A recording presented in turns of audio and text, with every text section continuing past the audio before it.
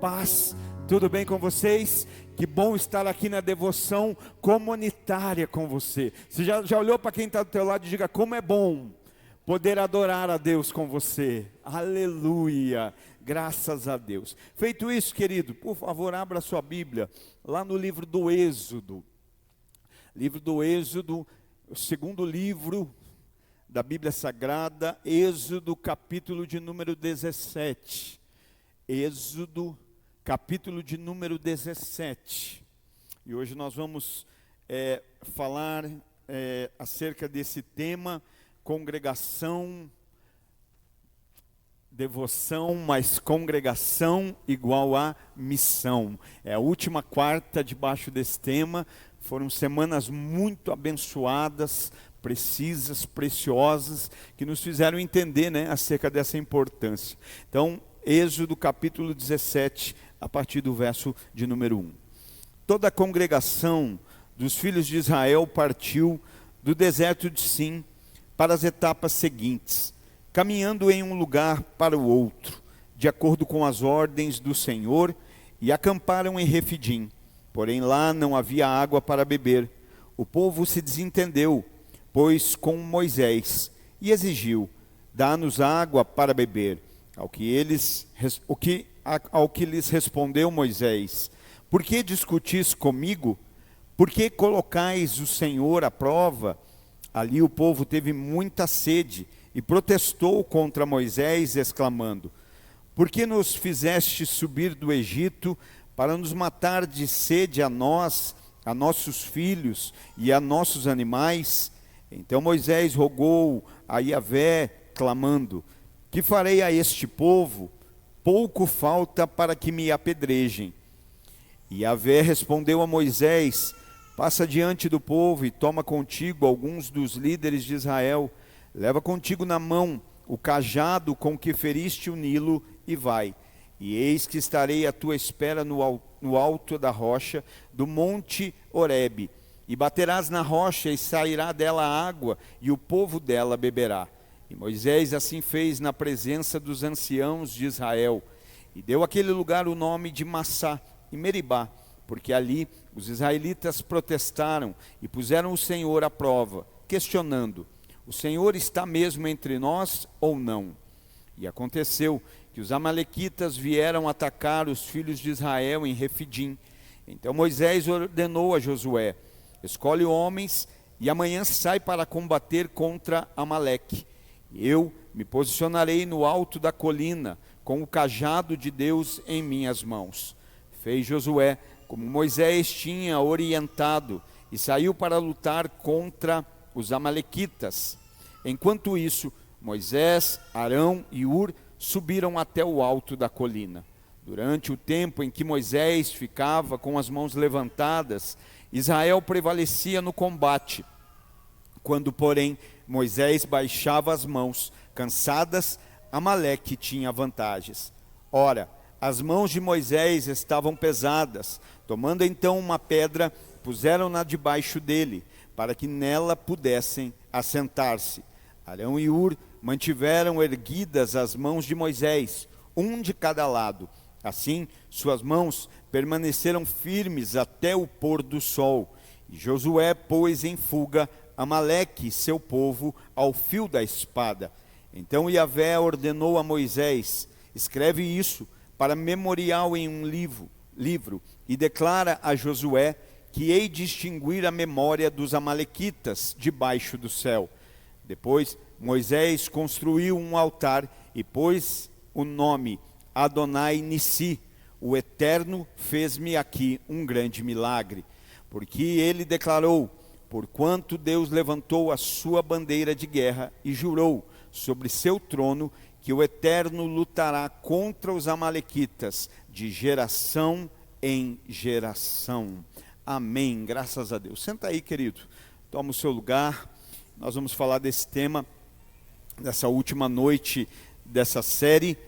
Queimou no meu coração acerca dessa passagem, acerca desse momento da história de Israel, da história do povo de Deus. E aqui, quando nós começamos a leitura, nós já observamos no primeiro versículo da história, que o texto diz que o povo ali, era um momento em que os filhos de Israel estavam saindo do deserto de Sim. E é tão interessante que ele diz que eles estavam saindo, partindo para etapas seguintes. Era como se estivessem saindo do deserto para um novo nível, para uma nova fase nessa jornada. Jornada que tinha como origem o Egito e tinha como destino o Sinai. E aqui era um momento de transição, era um momento de mudança de nível, era um momento de avançar na jornada. E eu acredito que nós também, como igreja do Senhor, que saímos do Egito e temos também um destino, e nós sabemos qual é o nosso destino é a eternidade com Jesus. Nós também, eu acredito que nós estamos provando de um mover, uma mudança de nível, uma mudança de ciclo na jornada, uma mudança de fase na jornada a qual nós estamos traçando aqui nessa terra. E o texto ainda é mais pontual quando ele diz que, guiados pelas ordens do Senhor, eles acamparam em Refidim. Então eles saem do deserto de Sim, tem como destino o Monte Sinai. E no meio da caminhada, então, guiados pelo Senhor, eles chegam a Refidim. E é interessante porque Refidim, queridos, significa descanso ou parada. Refidim significa lugar de descanso. Eu não sei se você esteve ou vai estar, mas Deus tem um lugar de descanso para nós. Deus tem um lugar de renovo para nós. É um lugar de parada entre o Egito e o Sinai. Da origem até o destino, eles chegam então nesse lugar, um lugar de parada, um lugar de descanso. Mas quando nós continuamos o texto, nós vemos no verso 2, que nesse mesmo lugar, no Refidim, no lugar de parada, no lugar de descanso, houve ali o que? Uma contenda. Houve ali uma discussão entre o povo e Moisés, entre os liderados e o líder. Houve ali uma discórdia. E o texto diz o porquê disso. O texto diz o fator dessa discórdia. E o texto diz ali porque lá não havia água para beber. Então, devido a uma necessidade, porque o povo estava sedento de água, devido a uma necessidade nesse lugar, então houve uma contenda.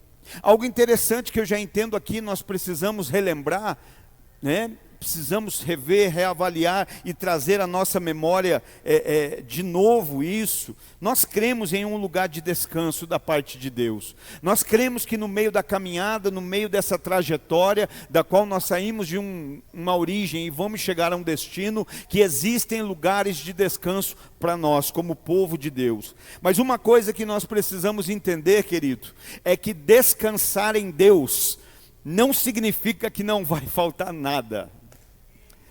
Eu vou repetir porque você precisa glorificar isso.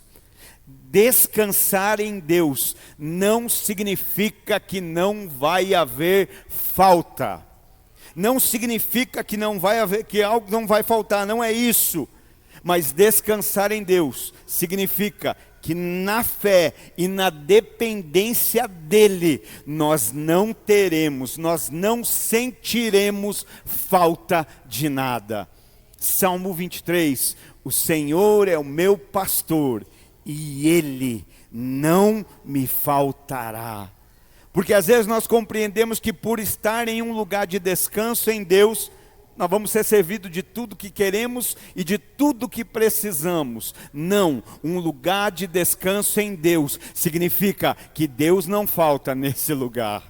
É a presença de Deus que gera o descanso. E é a presença de Deus, que vai fazer com que não sintamos falta de nada. Você observa que aqui a fala de Moisés, era a respeito do quê?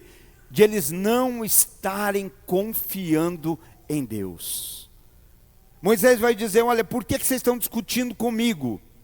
E ele diz mais, por que vocês estão colocando o Senhor à prova? Olha a colocação de Moisés é essa, olha, por que vocês não estão confiando em Deus.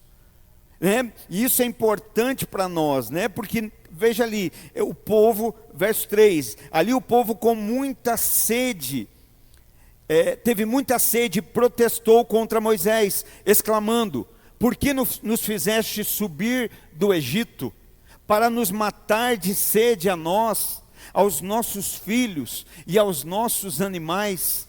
Olha só, por causa de uma necessidade, eles começam a duvidar da provisão de Deus. Por causa de uma necessidade, eles começam a duvidar do cuidado, da libertação, da salvação, do que Deus estava fazendo. Então, devido a uma necessidade, esse povo murmura. Por causa de uma necessidade, esse povo reclama. Olha só, verso 4, então Moisés rogou a Yahvé clamando: que farei a esse povo? Pouco falta para que me apedrejem. Então, por causa da sede, por causa de uma necessidade, esse povo começa a reclamar, esse povo começa a murmurar, esse povo começa a gerar contenda, esse povo começa a gerar discussões, esse povo começa a se desentender, e mais do que isso, essa discórdia aqui foi acalorada, essa contenda foi acalorada, porque quando Moisés clama a Deus, olha a colocação de Moisés: Senhor, me socorre, porque eu já estou a ponto de ser apedrejado. Eles já estão prontos para me apedrejar. Pensa, é o homem que Deus usou para libertar, e agora eles estão, por causa de uma necessidade, prontos para apedrejá-los. Mas aí o Senhor vai responder, verso 5, e Yahvé respondeu a Moisés: passa adiante do povo, toma contigo algum dos líderes de Israel, leva contigo na mão o cajado que feriste o Nilo, e vai. Então, no momento que a discórdia ficou acalorada, Moisés, na devoção pessoal, apresenta a Deus: Senhor, me socorre, esse povo quer me apedrejar. Devido à necessidade, eles estão reclamando, murmurando, criticando, estão havendo contendas. Nesse momento Deus responde. Deus não só responde, Deus orienta.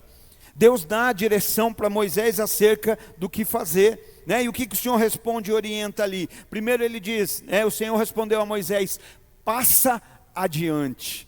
Então ele está falando a Moisés: olha, lidera, toma frente, se posiciona. Quem sabe, só pela colocação dele anterior ali, que farei a este povo? Pouco falta para me apedrejarem. Será que não tinha pelo menos um resquício de medo ali? Mas nesse momento Deus está dizendo: Moisés, toma posição, toma frente, lidera, se posiciona. Nós estamos aqui como família, como casais, estamos aqui como cristãos, para fazer a diferença. Hoje um irmão me mandou de tarde, um jovem, pastor, o que Jesus quis dizer aqui com o sal? Quando ele se perder a essência, ele vai ser pisado.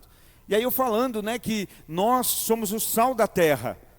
Amém? Jesus disse: vós sois o sal da terra e luz do mundo.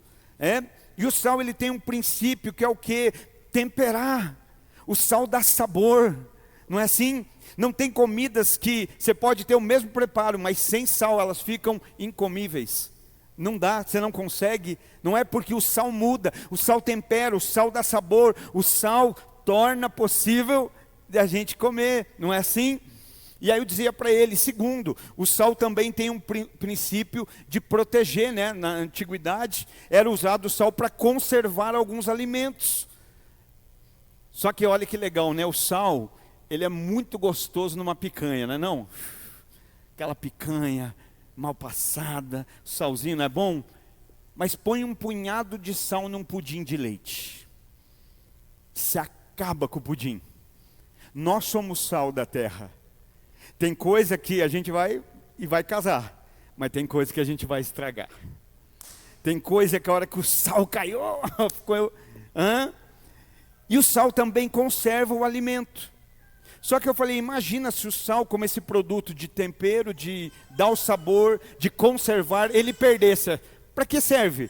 Só pôr as pedrinhas ali, só pôr o pozinho ali, ele perdeu. né? E aí vai jogar, não tem valor.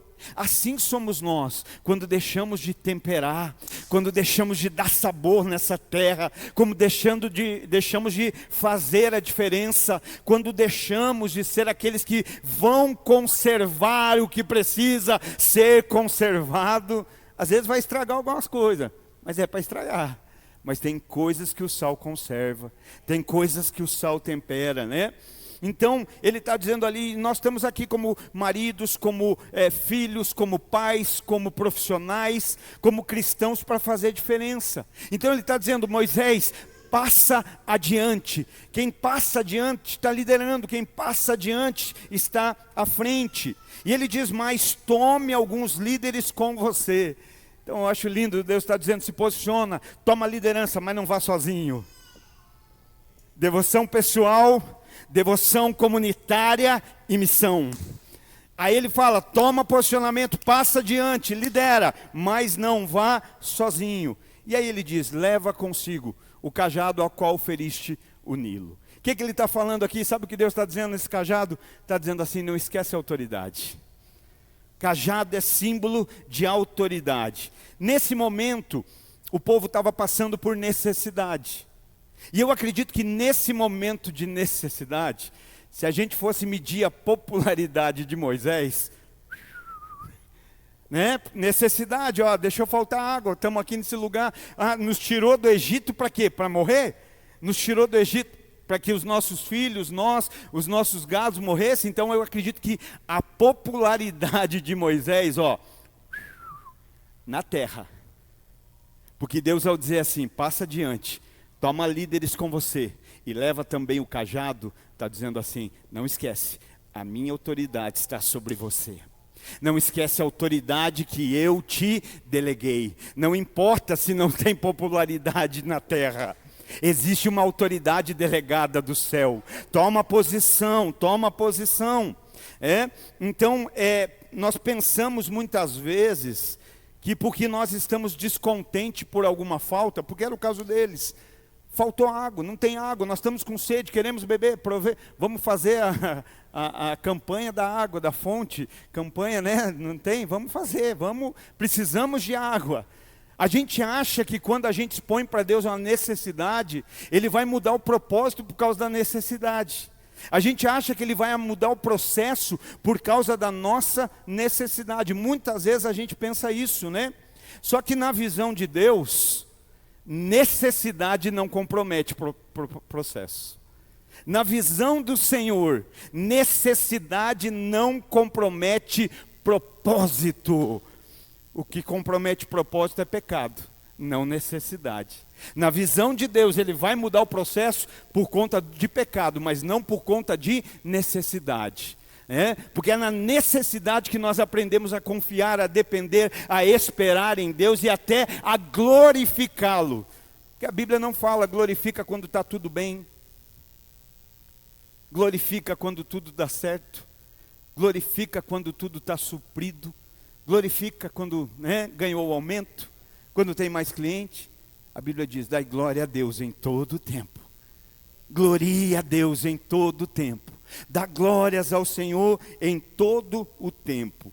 Então o que está comprometendo na verdade ali o propósito, o processo que levaria ao propósito, não é a falta de água, é a falta de fé. O que muitas vezes na nossa vida compromete o processo de Deus, que vai nos colocar no propósito, não é a necessidade, é a falta de fé. Não é porque faltou água, é porque faltou fé. Não é porque faltou recurso, é porque faltou fé. Não é porque faltou receber algo, não. É porque muitas vezes está faltando fé. Verso 6. Eis que estarei à tua espera no alto da rocha, no monte Horebe. Essa é a resposta de Deus para Moisés. Senhor, que farei eu com este povo? Querem me apedrejar? Olha, passa diante dele. Leva líderes com você. Toma o cajado que feriste o Nilo. Sobe ao monte Horebe. Eu vou estar te esperando lá. Meu Deus. Sobe ao monte Horebe, né? Então Deus está marcando um encontro com Moisés. E ali nesse encontro, haveria o suprimento da necessidade. Não é isso que ele diz? Fere a rocha, quando ferir vai sair água. Só que isso não aconteceu diante do povo.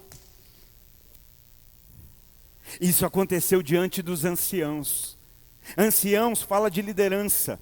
Anciãos fala de maturidade. Né? Eu vou dar um spoiler, mas lá no final, o que ele está dizendo acerca da bandeira? Né? Ele diz, Adonai Nissi, Jeová Nissi, o Senhor é a nossa bandeira. E ele diz, o Eterno me fez um grande milagre. Aleluia, Deus ainda faz milagres, Jesus ainda faz milagres. Pastor, mas por que eu não estou vendo milagre? Aquele povo não viu. Vai beber da água, mas não vai ver a água verter. Sabe, nós precisamos compreender, né, essas colocações da palavra de Deus. Verso 7, e deu àquele lugar o nome de Massá e Meribá.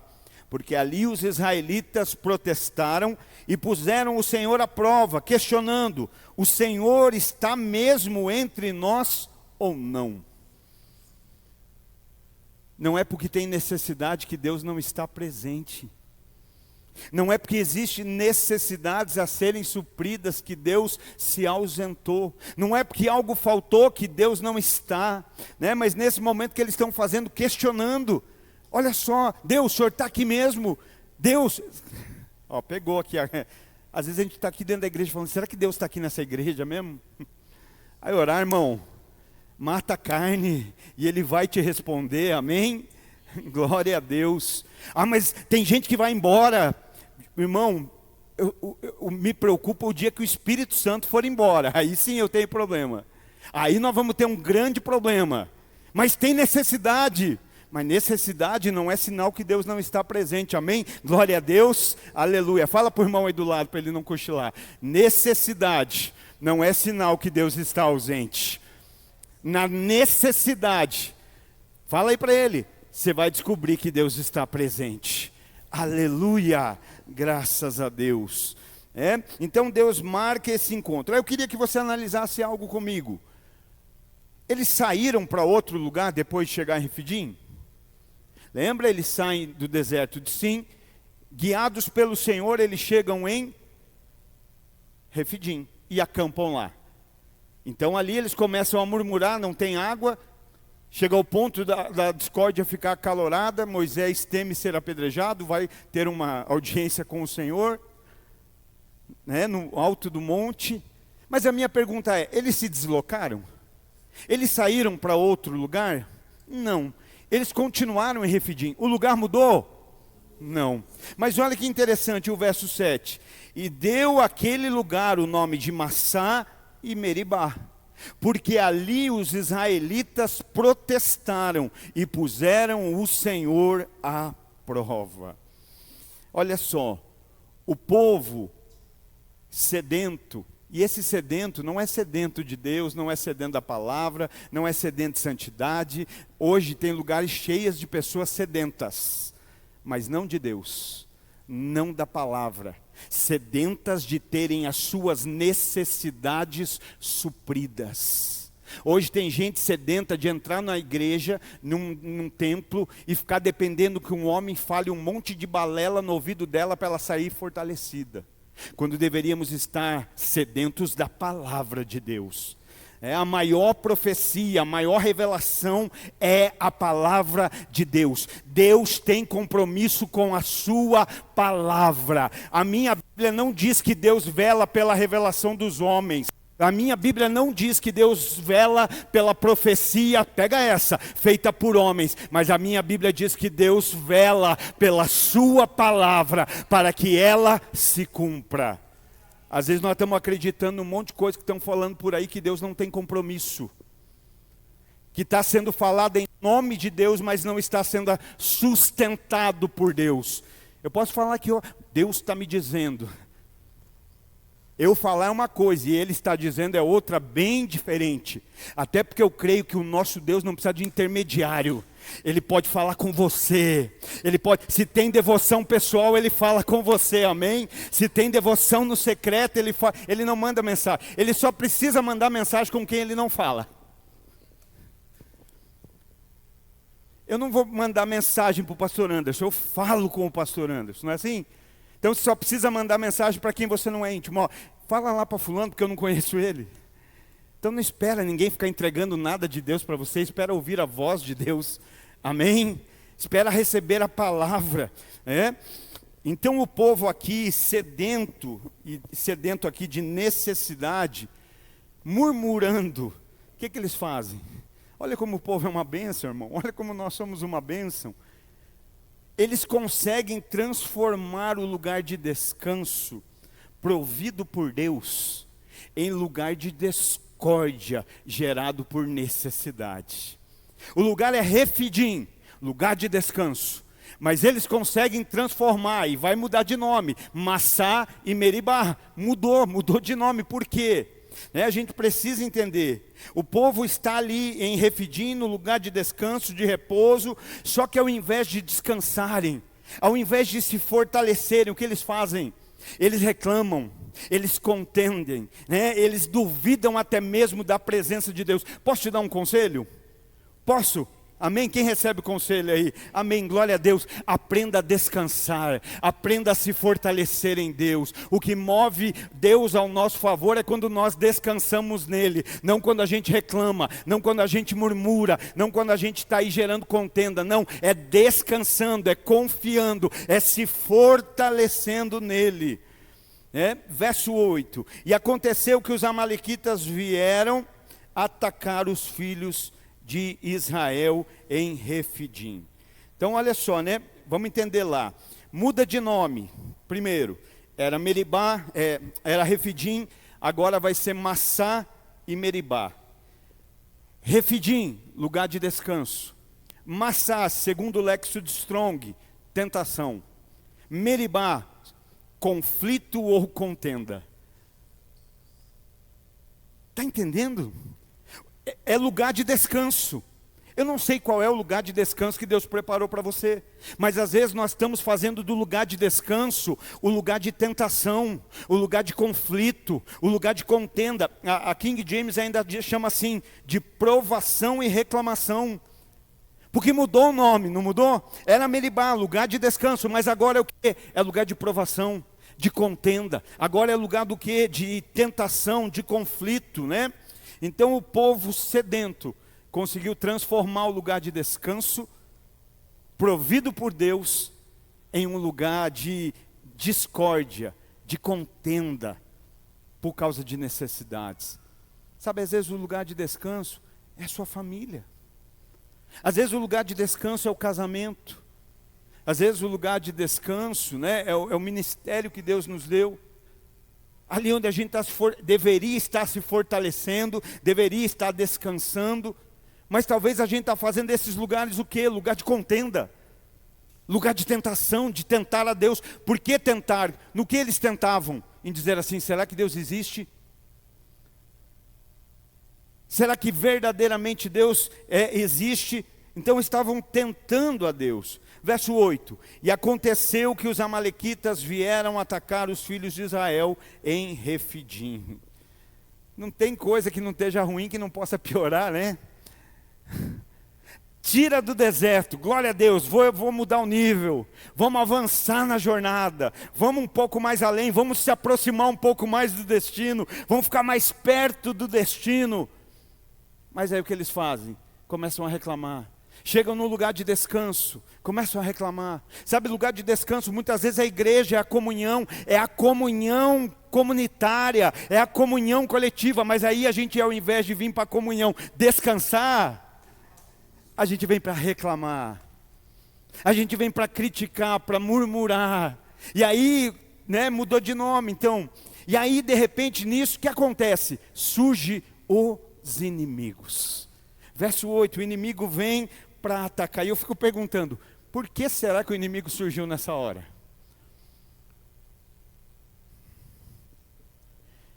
Por que será?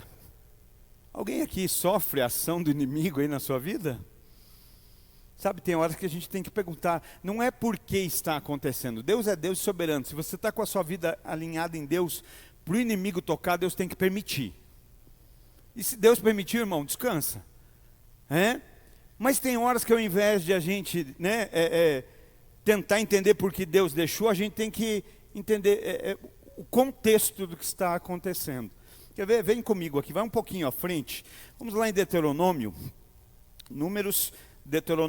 Deuteronômio capítulo 25. Vamos tentar entender por que o inimigo surge nesse momento.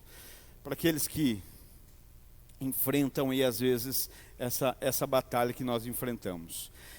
Deuteronômio 25 e verso 17. Deuteronômio 25, 17. Aleluia. Glória a Deus. Diz assim. Lembra-te, Deuteronômio, né? 17. Ali Deuteronômio faz parte do Pentateuco. Gênesis, Êxodo, Levíticos, Número e Deuteronômio. 5 primeiros livros da Bíblia Sagrada. Lembra-te do que os amalequitas te fizeram no caminho, quando fostes liberto e partiste do Egito, quando estavas cansado e exausto. Repito, quando estavas cansado e exausto, e de surpresa, pelas tuas costas, sem o menor temor a Deus, atacaram a todos. Todos? Não. Todos os desfalecidos que iam atrás. Olha só o que acontece, né? A murmuração, tem ali a contenda, tem ali a discórdia, e o povo começa, no lugar de descanso, começa a se cansar. No lugar de renovo, o povo começa a ficar exausto. Mas ali não está dizendo que ele veio e pegou todos, ele falou, os desfalecidos. Já viu quem vai ficando mais cansado? É aquele que vai ficando mais para trás. É aquele que vai diminuindo o passo. É aquele que vai se afastando da devoção comunitária. Que vai se afastando da devoção da unidade, né? Do corpo. Então olha lá o que acontece, é nesse momento que eles estão o quê? Cansados. É nesse momento que eles estão o quê? Exaustos. É nesse momento que eles estão debilitados. Sabe, querido, eu acredito sim que o mal vai aumentar e que o mal está aumentando. Hoje a gente vê coisas aí nas mídias sociais que você se apavora, né? A gente ainda se assusta. Mesmo conhecendo a palavra, mesmo sabendo do fim dos tempos, a gente ainda se assusta. Mas aquém do aumento do mal, o que nós precisamos entender como crentes, e isso eu pensava esses dias, refleti, até comentei num atendimento com um irmão, sabe, eu entendo, eu não sei se já percebeu, mas hoje em dia até no físico aí, tem muitas doenças, surgem muitas doenças, muitas síndromes novas, não é assim? Não surge? Coisa que você fala, meu Deus, de onde surgiu isso? E até aquelas velhas que já existiam antes, está voltando e mais poderosa, né? Parece que você vê as pessoas morrendo de coisas que antigamente você via lá de vez em quando, e hoje parece que está vindo. E aí por que é que eu estou dizendo isso? Porque às vezes a gente pensa que aumentou o mal, e eu pensava exatamente isso do físico e trago para o espiritual. Na verdade até aumentou o mal, mas esse não é o grande problema. O grande problema é que nós estamos com a imunidade baixa, física, emocional e espiritual. Hoje não precisa nem de uma grande doença para nos derrubar, porque não é a questão do mal ser grande, é a imunidade que está baixa. E quando uma pessoa está com a imunidade baixa, qualquer coisinha ela pega. Sabe, eu estou falando aqui, eu não sou médico, eu estou falando no contexto espiritual. Hoje quando nós olhamos para a nossa vida, qual está o nosso nível de imunidade? Porque o mal existe, ele vai existir. Até Jesus voltar vai existir. Mas haverá um tempo, né, um tempo que nós seremos extinguidos da presença do mal. Glória a Deus, aleluia. Mas até lá, o que nós precisamos fazer? Vou te dar receita, só não dou atestado, mas receita eu dou. Nós precisamos elevar a nossa imunidade espiritual. E como nós elevamos a nossa imunidade espiritual? Vamos lá, Efésios capítulo 6, verso 11. Efésios capítulo 6 e versículo de número 11. Efésios 6 e 11. Efésios 6, Gálatas, Efésios 6 e 11. Aleluia. Vamos ler o 10 ali também? Concluindo, fortalecei-vos no Senhor e na força do seu poder. Como elevar a imunidade? Se fortalecendo em Deus, se fortalecendo no poder de Deus. Verso 11, revesti-vos de toda a armadura de Deus, para poderdes ficar firmes contra as ciladas do diabo. Olha só, Deus não está falando eu livro, mas eu te protejo. Ele não está dizendo não vai ter mais cilada, mas você pode estar protegido. Ele não está dizendo não vai ter mal, mas ele pode dizer você pode estar vacinado, você pode estar com a sua imunidade alta. Vamos ler ainda Tiago capítulo 4, mais uma, porque receita de imunidade é bom demais, irmão. Você quando quer saber receita para o físico, você não fica pesquisando lá no YouTube. Quer receber receita para o espírito, pesquisa na Bíblia. Na Bíblia, aleluia. Tiago capítulo 4 e verso 7. Tiago, capítulo 4 e verso 7. Aleluia. Portanto, sujeitai-vos a Deus, resisti ao diabo, e ele fugirá de vós. Olha só que lindo, mais uma vez, ele está dizendo que vai fazer o diabo sumir? Não, mas ele está dizendo, se você estiver revestido, é ele que tem que correr. Mas ele está dando a receita, qual é a receita antes? Sujeitai-vos, pois, a Deus. Às vezes a gente está querendo resistir o diabo sozinho. A gente está querendo resistir o dia mal sem armadura. E aí é por isso que a gente cai, é por isso que a gente apanha. Mas ele está dando a receita. Fortalecei-vos em Deus e no seu poder. Revestir da armadura, o dia mal vai vir. Ele não está eximindo disso, vem irmão. E pior, não vem um só dia mal. Até a gente viver vai ter muitos dias maus. Só que ele não está dizendo no dia mau eu te abandono. Não, fortaleça-se no meu poder. Fortaleça-se em mim. Revista da armadura, aleluia. Sujeita a Deus. Você vai resistir o diabo e ele vai correr de você.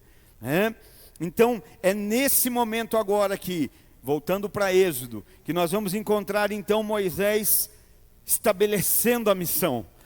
Não sei se você conseguiu enxergar tudo aqui, devoção pessoal, devoção comunitária e agora uma missão sendo estabelecida, porque há um corpo se movendo, há um corpo, né?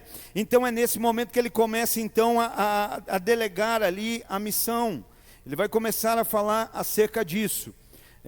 Então Moisés, verso 9, então Moisés ordenou a Josué, escolhe homens e amanhã sai para combater contra Amaleque. E eu me posicionarei no alto da colina com o cajado de Deus em minhas mãos. Amaleque, os amalequitas eram o povo contrário ao povo de Deus. Amalequitas eram aqueles contrários à vontade de Deus. Amalequitas eram os inimigos do povo de Deus, inimigos de Deus. Eu não sei se você consegue ter esse discernimento, mas nós enfrentamos a ação de Amaleque até hoje. Até hoje existem os inimigos de Deus, existem os inimigos do povo de Deus, os inimigos da palavra de Deus, não existe, tanto que Deus está falando ali no final, né, e é isso que importa, né, eu vou lá para o final de novo, spoiler, né, verso 16, porque ele declarou, portanto Deus levantou a sua bandeira de guerra e jurou sobre o seu trono, que o Eterno lutará contra os amalequitas de geração em geração. Amaleque está por aí, não é o Amaleque lá, mas é esse espírito, é esse mover, é os inimigos de Deus, só que Deus está dizendo, eu estou com você, se revista da minha armadura, se sujeite a mim, de geração em geração, é a minha geração, é a geração dos meus filhos, é a geração dos nossos netos, é a geração, ele está dizendo, de geração em, ele jurou irmão, quem crê em Deus aí?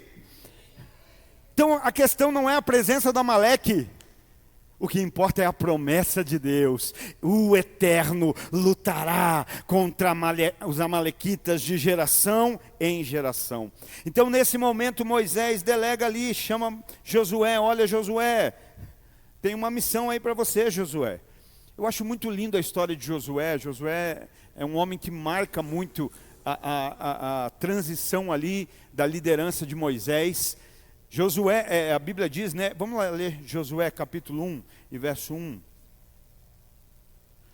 Deuteronômio, depois é Josué. Um pouquinho para frente. Só o verso 1 eu quero ler. Diz assim, olha. Josué capítulo 1 e verso 1. Logo após a morte de Moisés, servo de Yahvé. Moisés era servo de quem? Diga, do Senhor. Logo após a morte de Moisés, servo do Senhor, a minha versão fala, né, de Yahvé, falou o Eterno a Josué, filho de Num, servo de Moisés, e ordenou-lhe. Olha que lindo, né? Então nesse momento ele chega para Josué e fala: Josué, eu tenho uma missão. Quem era Josué? Josué era servo de Moisés. Josué era um servo, que agora vai receber uma missão. Sabe, isso é lindo, né? Às vezes nós queremos ser líderes, mas nós não queremos ser servos. Às vezes nós sonhamos com uma liderança, mas não estamos acordados para sermos servos, para servir. E aqui eu vejo isso na vida de Josué, né? Então aqui ele recebe aqui a orientação, ele recebe a direção de Moisés. E aqui Moisés começa a detalhar acerca de como seria essa batalha. Então ele vai dizer: escolhe homens, e amanhã sai para combater contra Amaleque. E eu me posicionarei no alto da colina, com o cajado de Deus em minhas mãos. Olha mais uma vez ali a liderança, a autoridade. Sabe, Josué, Moisés está dizendo: você vai pegar os homens e você vai para a frente de batalha, enfrentar Amaleque. Eu vou subir o monte, com o cajado, com a autoridade. Sabe, é nesse momento que a gente começa a pensar: malandrinho esse Moisés, né? Josué vai para a batalha, enfrentar Amaleque, e Moisés vai para o alto do monte. Sabe, às vezes dá a impressão, né, de uma covardia, né? O Moisés está se escondendo do inimigo. Não, Moisés está subindo para interceder pelo povo de Deus. Moisés está se colocando em uma posição de intercessão. Olha só, devoção pessoal em favor da devoção comunitária. Vai, Josué, vai de batalha, que eu vou subir o monte com o cajado, com a autoridade. Quem delegou Josué para ir para a batalha? Quem? Moisés. E olha o que Moisés diz: vai para a batalha que eu vou subir um monte, mas não vou subir de qualquer jeito, vou subir com o cajado. Cajado, autoridade. Moisés, com o cajado, envia Josué para a frente de batalha. Não entendeu? Eu explico. Não basta fazer, precisamos fazer debaixo de uma autoridade. Precisamos fazer debaixo de uma intercessão. Josué está indo, mas se alguém perguntar: quem te enviou? Moisés, e ele está com o cajado na mão. Eu vim debaixo de autoridade. Sabe, não basta fazer, irmão, vamos fazer debaixo de autoridade, né? Vamos fazer debaixo de direção de Deus, né? Ele é enviado, ele vai debaixo de autoridade. Então não é apenas sobre sair fazendo, mas sim pensar: debaixo de que autoridade eu estou fazendo? Debaixo de qual direção eu estou fazendo? É importante a gente pensar nisso. Vamos voltar lá no Êxodo 17, verso 10. Fez Josué como Moisés tinha orientado. Olha o que é ser servo. Como é que Josué faz? Do jeito que ele quer. Josué fala do jeito que ele... Porque ele podia dizer: Moisés, você entende de cajado, eu entendo de espada. Então é o seguinte, né, sobe lá, fica na tua, aqui. Mas ele faz como Moisés direcionou. Sabe, é Moisés que precisava que ele fizesse? Não, era Josué. Sabe, às vezes a gente acha assim: não, eu tenho que fazer porque é sistemático. Não, é Deus tratando o nosso coração orgulhoso. Por que Deus às vezes pede? Às vezes a gente fala alguns pormenores, e aí a pessoa já: não, mas sabe fazer isso? A gente só está revelando que não tem um coração de servo. Porque o servo vai dizer: também, vamos fazer, pronto. Consegue entender por que Deus nos coloca em alguns lugares assim, para a gente se enxergar mesmo? O que me custa fazer desse jeito? Amém, bora. Claro, se eu posso somar, posso contribuir, amém. Mas você lembra qual foi o grande problema de Lúcifer? Subirei ao mais alto trono. Olha só. Estava dizendo, eu preciso estar num lugar melhor, porque eu sei melhor, eu entendo mais. Foi o que? Falta de sujeição. Então o que Josué faz? Josué se sujeitou, Josué obedeceu. Não é à toa que ele vai se tornar sucessor de Moisés. Alguém já ouviu a frase aqui que diz que não existe sucesso sem sucessor? Eu já ouvi pelo menos muitas vezes essa frase. Não existe sucesso sem sucessor. Mas deixa eu acrescentar algo aqui. Também não existe, sucessão sem sujeição. Assim como não existe sucesso sem sucessor, também não existe sucessão sem obediência. Josué está ali sendo servo, caminhando. Vamos fazer assim? Vamos fazer, bora lá. Ele obedece. E sabe, irmão, às vezes a gente pensa assim, mas por que é tão importante a forma de fazer? Por que é tão importante a forma como eu fico na porta? Às vezes são tão chatos que pegam no pé, na porta, na mídia. Tem que ser quase querubim. Não é isso, irmão. É que salvação a gente faz, salvação a gente recebeu sem merecer. Salvação a gente recebeu e não era mérito nosso. Mas nós não podemos, a partir disso, dar a Ele algo que Ele não merece. E Ele não merece a gente fazendo as coisas em pecado, em mentira, em engano, de qualquer jeito. Por isso, às vezes pode parecer ser sistemático, mas não é. É a gente, olha, a salvação eu recebi sem merecer. Mas eu não posso dar a Deus algo que Ele não mereça. Eu não posso entregar, sabe por quê? O que eu penso disso? Quando a gente está fazendo assim, a gente está como eles aqui, não acreditando que Deus existe. Vem comigo aqui em 1 Coríntios, capítulo 10. Lembra que eu falei que Deus não compromete o processo por causa da necessidade. Deus não vai mudar o processo por causa da necessidade. Mas Deus muda a direção do processo e do propósito a partir do pecado. 1 Coríntios, capítulo 10 e verso 20. 1 Coríntios 10 e 20. Vamos ler o 19 ali também, para compreendermos melhor. 1 Coríntios, capítulo 10, verso 19. Aleluia, glória a Deus. Sendo assim, o que estou querendo dizer, será que o sacrifício oferecido a um ídolo significa alguma coisa? Ou o ídolo tem algum valor? Não. Quero enfatizar que os pagãos sacrificam, é oferecido isso assim aos demônios e não a Deus. E não quero que tenhais qualquer comunhão com demônios. Não podeis beber do cálice do Senhor e do cálice dos demônios. Não podeis participar da mesa do Senhor e da mesa dos demônios. Aqui está falando um pouco acerca dos sacrifícios que o povo praticava, da idolatria. E hoje me assusta um pouco quantos os crentes, não vou falar cristão, vou falar os crentes, têm se tornado idólatras. Idólatras de outros homens, idólatras de outras pessoas. Mas eu falei aqui da questão do pecado. O que ele está dizendo? Olha, é impossível participar das duas mesas. Não tem como beber do cálice do mundo e beber do cálice de Deus.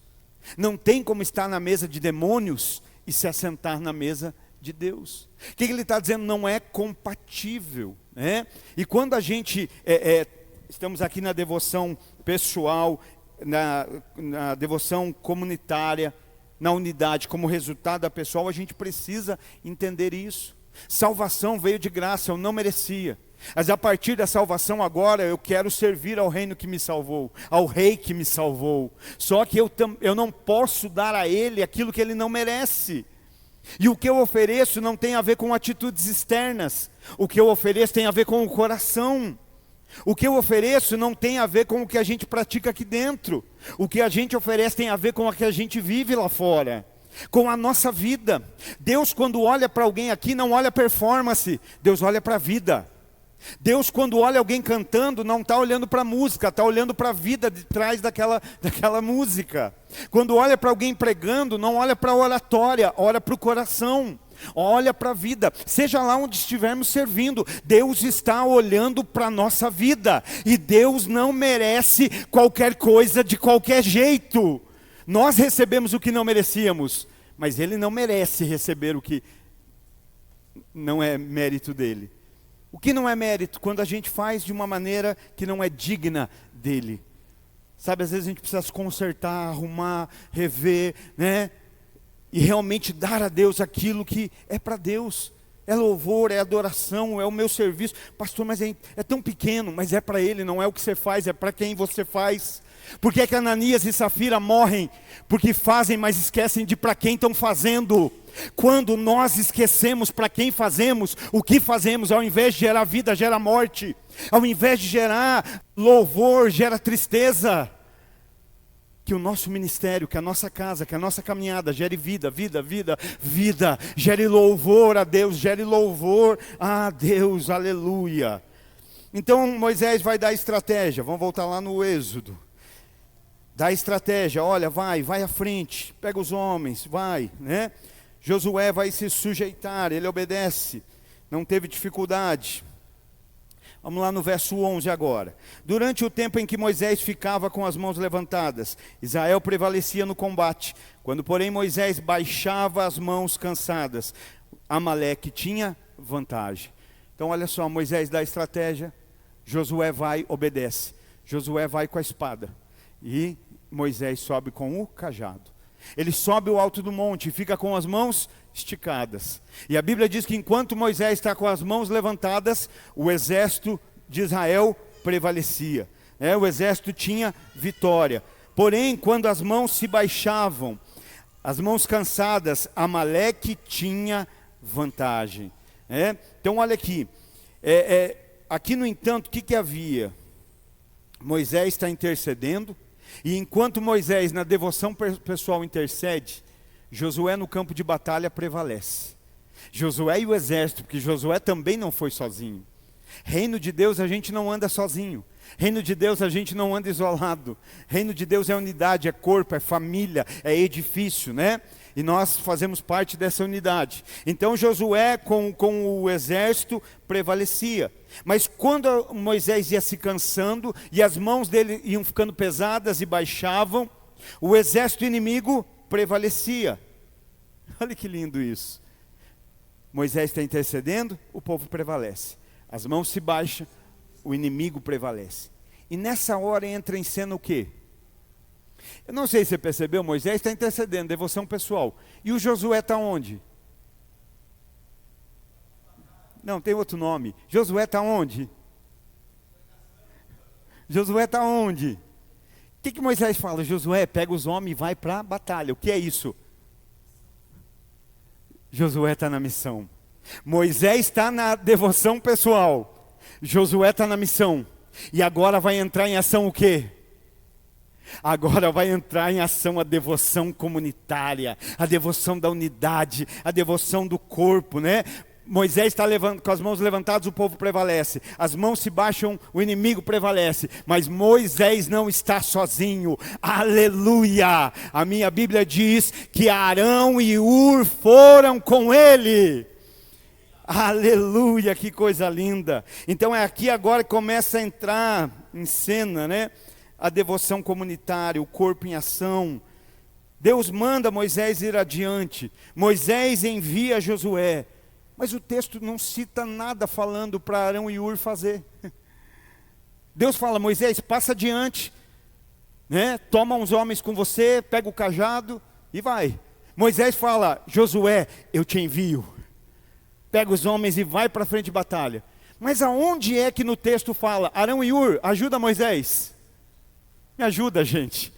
Aonde é na Bíblia que está falando ali, Arão e Hur, socorre o Moisés. Arão e Hur dá socorro aonde? Não tem. Mas então por que eles fazem?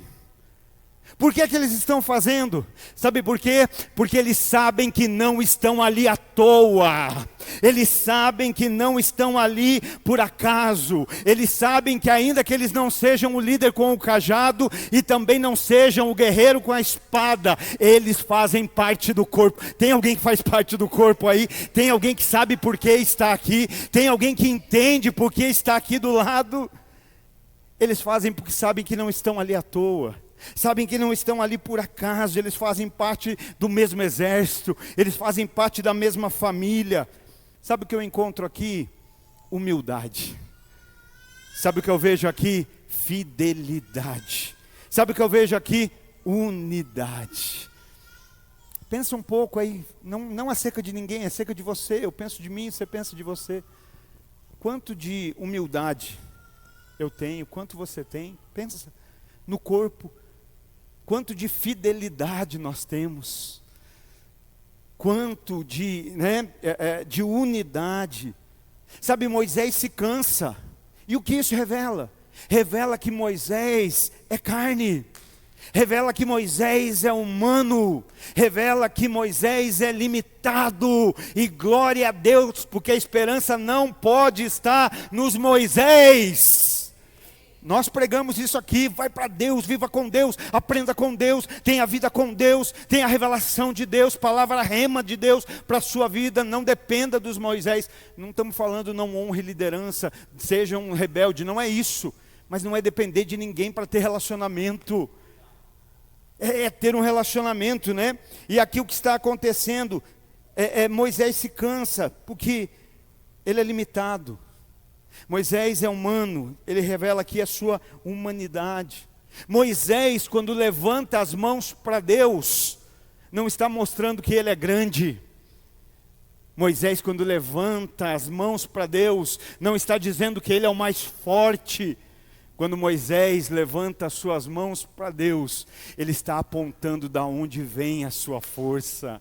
Ele está apontando aonde está a dependência dele. Porque eu não sei, Moisés de mão levantada, né? E quando a gente levanta as mãos, não tem outro lugar para levantar. Se levanta, é para o céu. Se levanta, é para o alto. E quando alguém levanta, você vai olhar para a pessoa? Não, se levanta para onde? Se olha para onde ela está apontando. Então Moisés de mão levantada não aponta para ele. Moisés de mãos levantadas aponta para Deus. Moisés de mãos levantadas não está dizendo eu sou forte, não. Eu dependo daquele que é a minha força.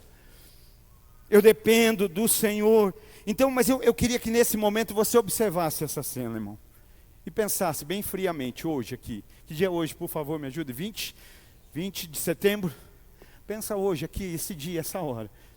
Moisés faz tudo certinho. Vai, faz assim, e eu vou subir, minha parte vai ser essa. Vou estar lá intercedendo. De repente Moisés começa a se cansar e a mão começa a baixar. E quando a mão abaixa, o povo começa a ter derrota. Consegue contextualizar hoje isso? O líder cansado começa a baixar a mão e aí o povo começa a ter, né? Olha o que está acontecendo aqui. Moisés cansado, baixando as mãos, deixando de fazer aquilo que tinha que fazer, que era ficar de mão levantada. Quando Moisés deixa de ficar de mão levantada, a mão abaixa e o povo começa a ter problema.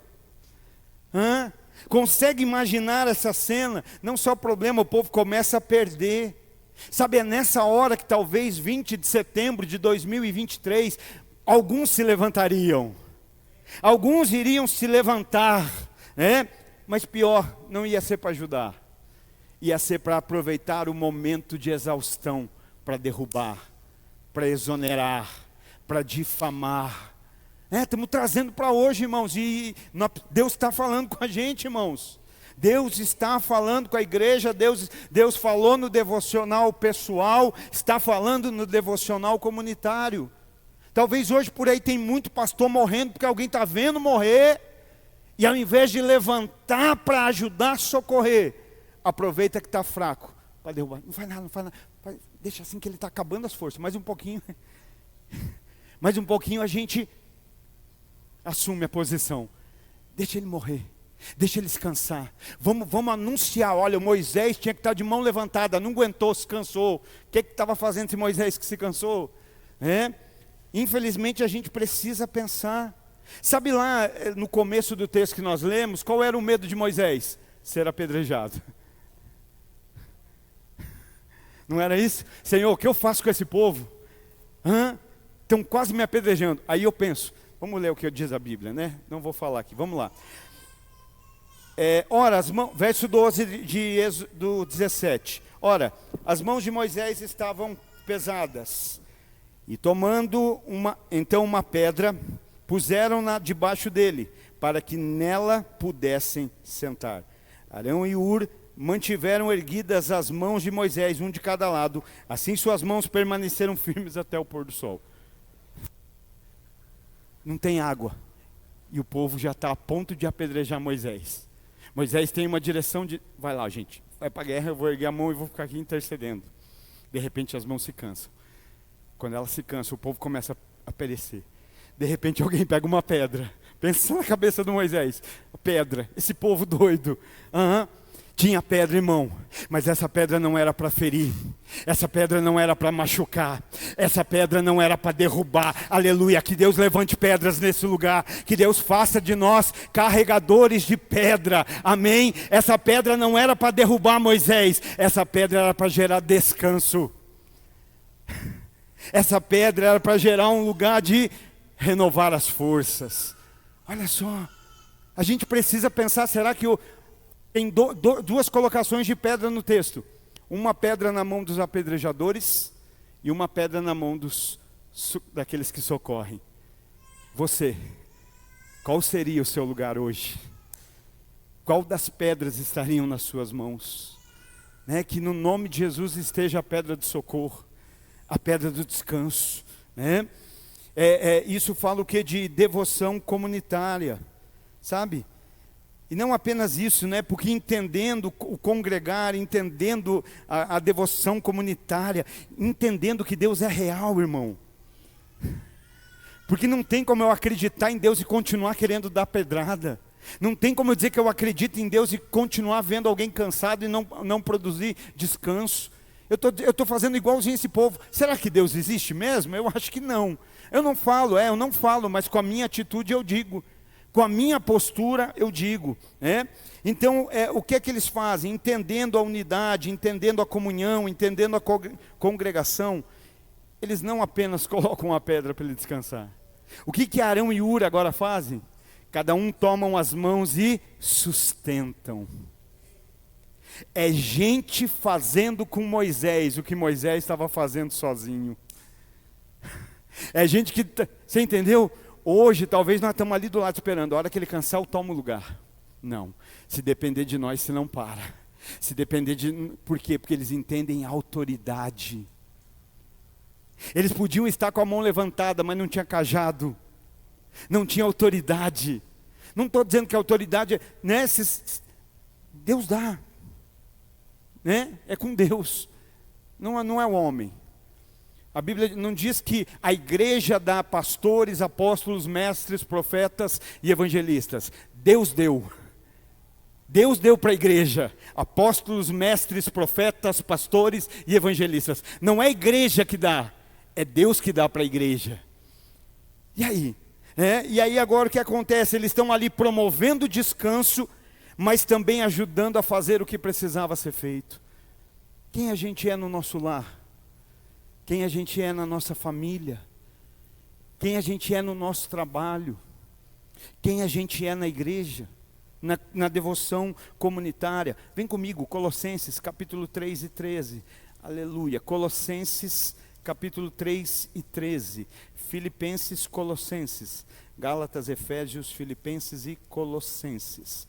Colossenses capítulo 3 e 13.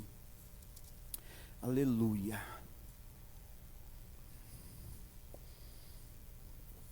A minha oração nessa noite é para que nós não fiquemos mais desconfortáveis em ouvir sobre o pecado. A minha oração nessa noite é para que nós fiquemos desconfortáveis no pecado. Chega dessa história de crente ficar desconfortável com pregação do pecado. Não, o crente tem que ficar desconfortável com uma vida no pecado.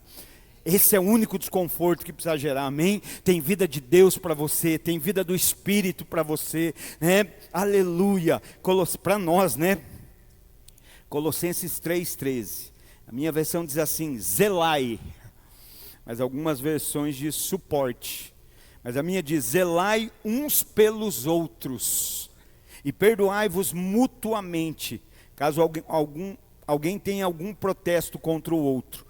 Assim como o Senhor vos perdoou, assim também procedei. Faz menção aqui ao que? A oração do Pai Nosso. Coisa linda. Então ele está falando aqui zelai, mas algumas versões dizem assim, suportai uns aos outros. E aí é nessa hora que você diz, então eu estou bem demais, irmão, porque eu suporto aquela pessoa. Não, não é isso que Deus está falando. Não é de engolir, eu tenho que suportar. Tem gente que acha que é isso, né? Esse suportar aqui, a palavra original é anexomai. E anexomai significa levantar, manter firme, sustentar, carregar, suportar. Olha só, o que Arão e Hur estão fazendo? Anexomai em Moisés. Estão suportando as mãos. Por quê? Porque as mãos de Moisés... Pastor, mas eu tenho que suportar, dar suporte para tudo? Não. As mãos de Moisés não se baixaram por pecado. Se baixaram por cansaço da batalha, da intercessão, mas não era... O que eu estou dizendo, não fica mantendo no alto mão que está em pecado, que aí vai sobrar até para você. E não estou amaldiçoando, só estou sendo verdadeiro. Mas esse anexomai é de alguém que se cansou na intercessão, na peleja. Claro, meu irmão, precisa de ajuda para se arrepender, estamos aqui. Vem, abre teu coração, vamos orar. E Deus perdoa, porque Ele é justo e fiel para perdoar os nossos pecados e nos purificar de toda a injustiça. Só existe um pecado que não é perdoado: o que não é confessado, o que não há arrependimento. Arrependeu, confessou, está perdoado, irmão. Está perdoado, zerou, bora caminhar. Então é dar suporte. Pensa comigo hoje, que crentes somos nós hoje? Do tipo que geramos descanso ou produzimos cansaço? Do tipo que estamos do lado e ajudamos a manter em pé? Ou do tipo que está torcendo para que caia mesmo? Sabe, eu sei que é sério, é forte o que eu estou dizendo, mas é verdadeiro e a gente precisa pensar nisso. Sabe, se alguém precisa ser derrubado para que você seja levantado, pensa nisso, na igreja, no trabalho, seja lá onde for. Se alguém precisa ser derrubado para você ser levantado, então não é o Senhor que te levanta. Então não é o Senhor que está te levantando. Que o Senhor não derruba ninguém para colocar outro alguém. Volto a dizer, o pecado derruba, o pecado tira do propósito, do processo. Mas às vezes a gente está, não, quando fulano cair eu assumo, eu tomo. Não, que esse não é o reino. Esse é o reino que nós vamos estar do lado, suportando. A gente só não consegue dar suporte para quem não quer suporte, irmão. Só existe um grupo de pessoas impossíveis de ajudar. São as pessoas que acham que não precisam de ajuda. Só existe um grupo de pessoas impossível de anexomai, de dar suporte. É aquelas que dizem, eu estou bem, não preciso de suporte. Já tentou ajudar bêbado? Eu estou bem, eu não preciso de ajuda. Mas aonde houver a necessidade de suporte e a humildade para receber, a igreja na devoção coletiva está ali para anexomai, para dar suporte, né?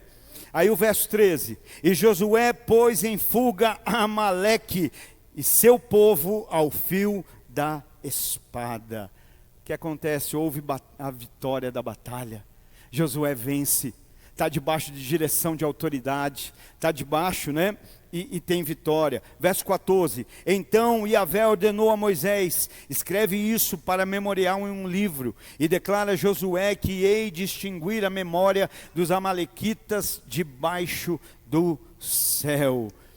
A vitória, o inimigo é derrotado. Verso 15, depois Moisés construiu um altar, e pôs este nome, Jeová Nissi, o Eterno fez-me aqui um grande milagre. O povo de Deus vence, o inimigo é derrotado e um altar de adoração é levantado. Mas eu queria que você observasse por um momento, se Arão e Hur pensassem assim, ele está cansado, está baixando as mãos, mas ele é líder, eu não sou. As mãos dele se cansam e o Josué lá na batalha está levando a pior. Mas ele é o guerreiro com a espada, eu não.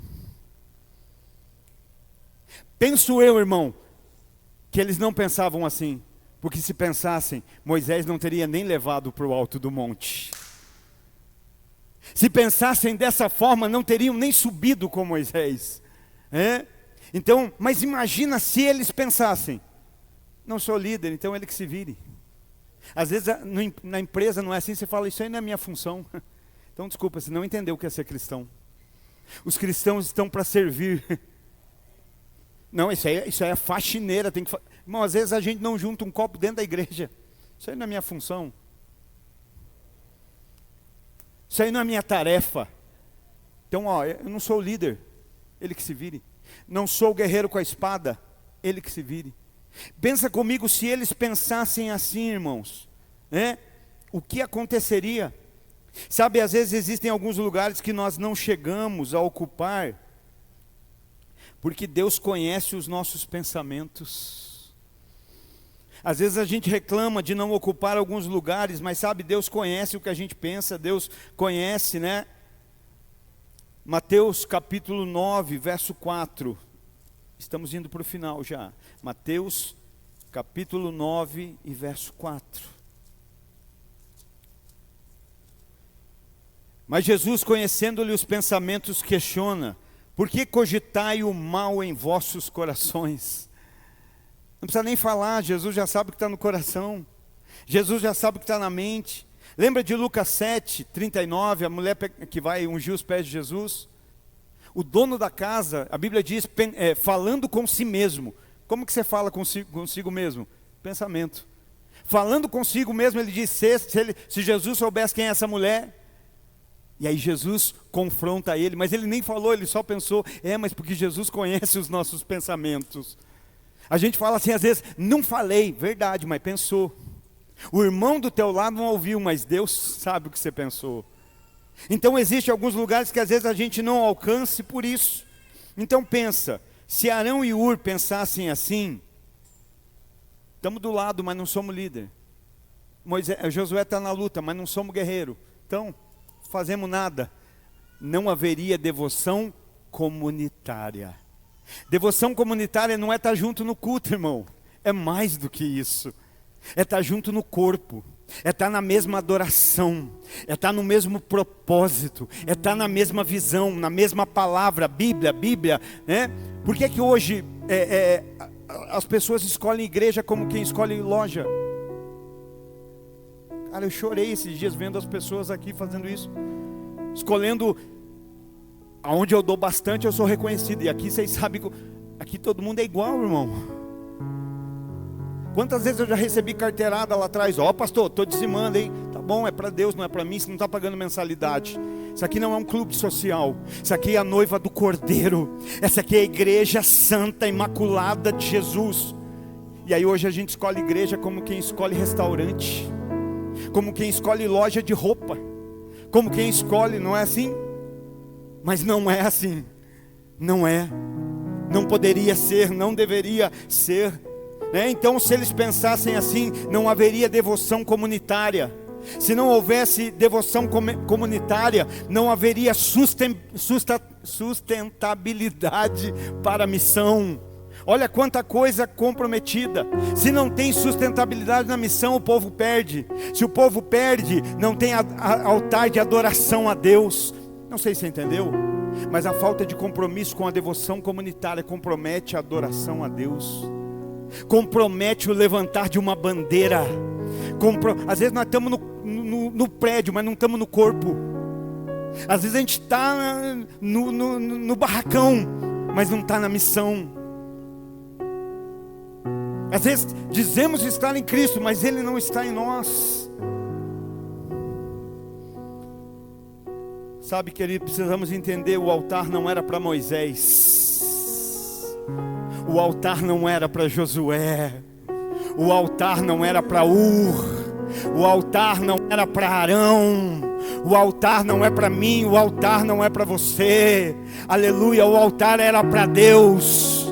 A bandeira que se levanta não é de uma denominação. A bandeira que se levanta é a bandeira de Jeová Nissi. Ele é a nossa bandeira. O altar dele, o altar é para ele, a adoração é para ele. A bandeira é do reino. Hoje eu pensava isso, a gente fala, e quando eu falo a gente, eu falo a igreja num todo. Falamos de reino, mas só manifestamos impérios. Impérios estão sendo construídos, mas quando ele vier, ele é rei. Ele é rei. Ele é rei. Ele morreu como um cordeiro, mas virá como rei. E rei não busca império. Rei ocupa trono em reino. Ele não vai se assentar no meio de um império. Jesus vem para derrubar o império. Aleluia. Seja súdito num império, num reino, perdão. Fuja do império. Fuja da Babilônia. O que é Babilônia? Império babilônico. Mas hoje o império não está só dos lados de fora. Hoje o império está dentro de muitos prédios, de muitas bandeiras que se levantam, denominacionais. Mas não tem a ver com a bandeira de uma instituição, tem a ver com a bandeira de um reino. Nos tempos antigos, quando o exército ganhava uma batalha, eles erigiam uma bandeira, que era o sinal da vitória. Só há uma bandeira a ser erigida, a bandeira do reino, a bandeira do sangue do Cordeiro, a bandeira daquele que vive e reina para todos sempre. O Senhor é a minha bandeira. Lembra no verso 2? A discussão era por causa do povo não estar confiando em Deus. E aí o que Moisés fala? Eu tenho um cajado e esse povo tem pedra. Eles vêm comigo, parece Davi e Golias, mas ele não usa o cajado para dar cajadada.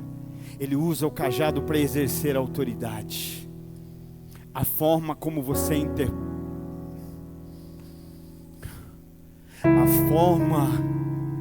como você interpreta a ação do cajado tem tudo a ver com aquilo que você carrega nas mãos.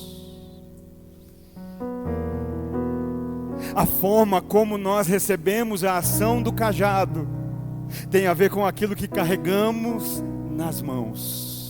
Se eu tenho uma pedra, uma ação do cajado, eu já quero dar pedrada. Se eu tenho uma pedra de ferir, de matar, de derrubar, eu já quero. Mas se eu tenho uma pedra de descanso, eu vou prover descanso. Deus vai colocar pessoas para a gente prover descanso. Então Moisés, o que ele faz? Ele levanta as mãos. Que é isso? Dependência.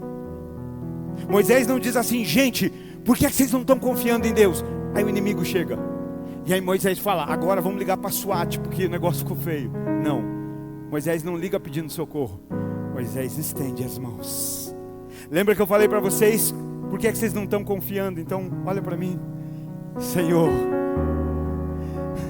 sem o Senhor nós não podemos.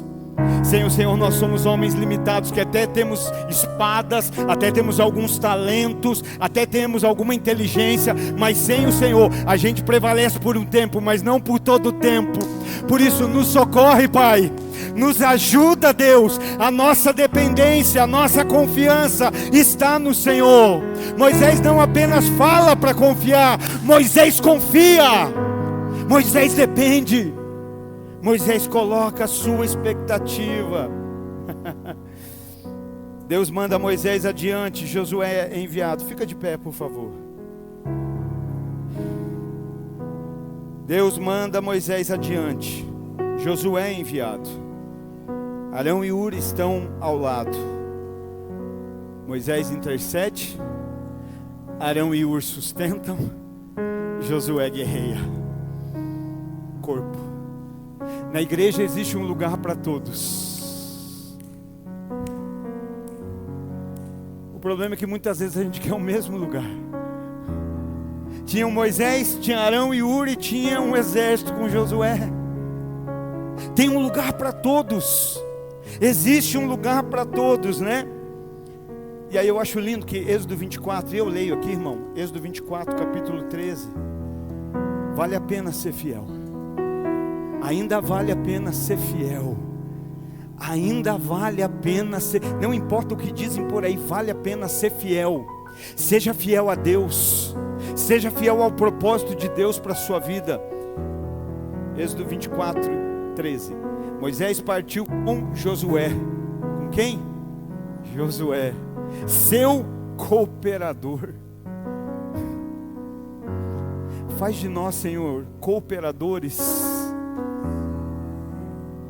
Cooperadores. Espectador, quem tem a novela.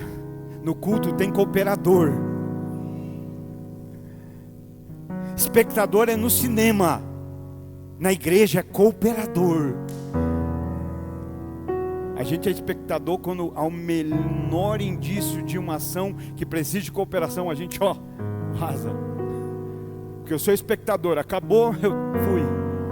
Não, eu não quero ser espectador, eu quero ser cooperador. Cooperador, cooperar. Aleluia. 24, 13. E subiram a montanha de Deus, e ele orientou os anciãos, Moisés, né? Esperai aqui até a nossa volta. Volta de quem? Moisés e Josué.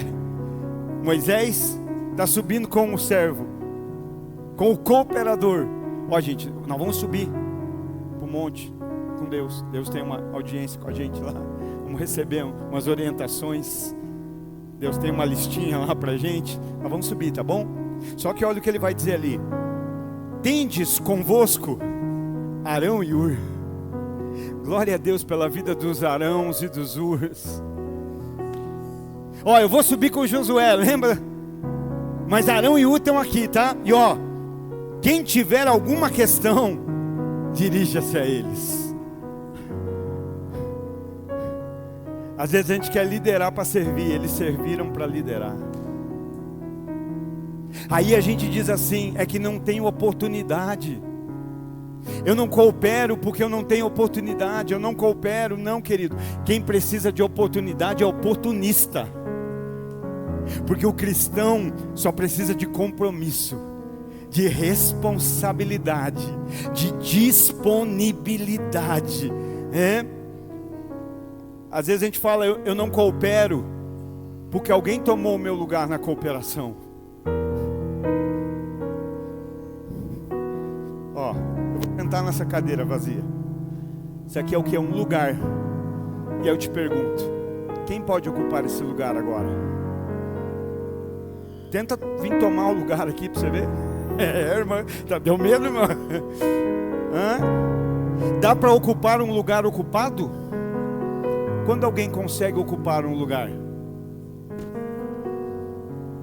Não falta oportunidade, falta responsabilidade, disponibilidade, compromisso. Não falta servir porque alguém ocupou o lugar. Talvez você desocupou o lugar. Alguém só pode tomar um lugar que foi desocupado. E ainda mais quando é no reino, só se Deus permite.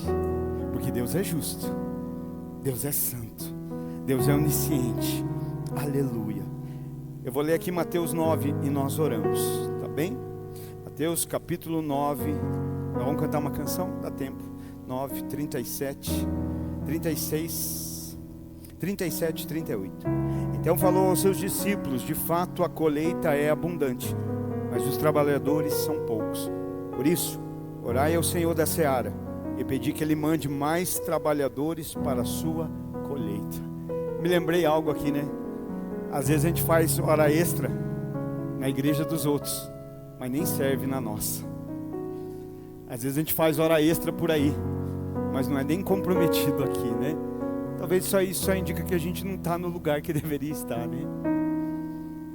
Jesus está falando ali, a colheita está pronta. Está pronta. Só que tem um problema. Falta trabalhadores. O lugar de trabalhadores está desocupado. E aí o que Jesus mesmo faz?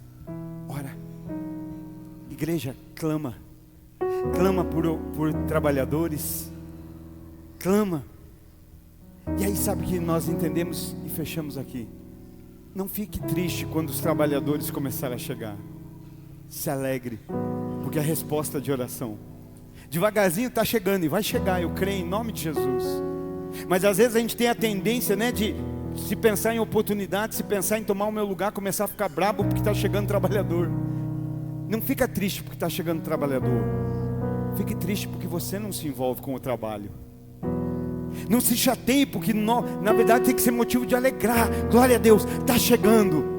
Sabe, tem gente que chega a pouco e já diz: pastor, o que tem que fazer? Eu quero fazer, tem que fazer isso, tem que fazer aquilo, vamos fazer. Eu quero trabalhar. E não é trabalhar aqui, irmão, que aqui não falta, né? Chega toda é fazer, trabalho. Então não fica triste porque está chegando trabalhador. Mas talvez hoje pensa: eu estou envolvido com o trabalho que Deus me deu, de ser um cooperador, de ser alguém que arruma uma pedra,